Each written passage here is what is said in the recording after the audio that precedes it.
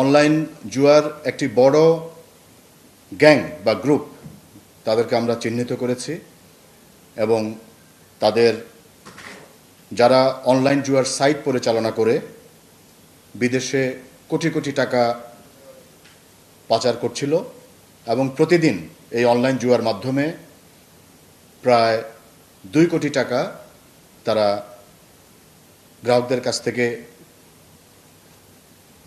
ভিকটিমদের কাছ থেকে নিয়ে নিচ্ছিল এবং এর মধ্যে বেশিরভাগ টাকাই তারা হুন্ডি এবং ক্রিপ্টোর মাধ্যমে দেশের বাইরে পাচার করছিল। মূল হোতা সহ মোট 8 জনকে CID cyber police centre CPC গ্রেফতার করতে সক্ষম হই। গ্রেফতারকৃতরা দীর্ঘদিন ধরে বিভিন্ন আন্তর্জাতিক এবং দেশীয় অনলাইন জুয়ার প্ল্যাটফর্ম পরিচালনা করে আসছিল। এসব সাইটে জুয়ারিরা মোবাইল ব্যাংকিং সেবা, বিকাশ, রকেট, নগদ, বিভিন্ন ব্যাংক অ্যাকাউন্ট এবং ক্রিপ্টো ওয়ালেট ব্যবহার করে অর্থ লেনদেন করত। পরবর্তীতে অবৈধভাবে অর্জিত অর্থ ক্রিপ্টোকারেন্সি ও ডিজিটাল হুন্ডির মাধ্যমে বিদেশে পাচার করত।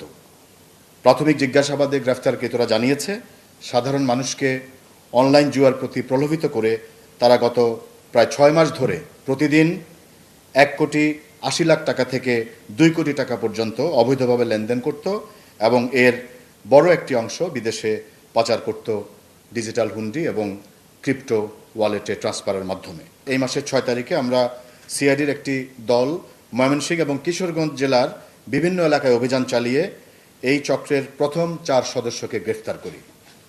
প্রথমে গ্রেফতারকৃত এই 4 সদস্যের বা আসামির দেওয়া তথ্য মতে এবং সাইবার পুলিশ সেন্টারের আমাদের যে 24/7 অনলাইন সার্ভিলেন্স যে ডেটা আছে সেটা নিখুঁত বিশ্লেষণ করে আমরা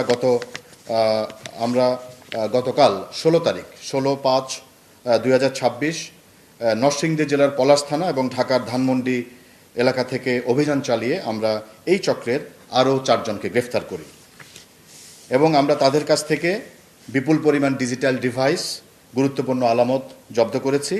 আলামতের মধ্যে রয়েছে 13টি মোবাইল ফোন, যার মধ্যে প্রথম অভিযানে 7টি এবং দ্বিতীয় অভিযানে 6টি মোবাইল ফোন উদ্ধার করা হয়।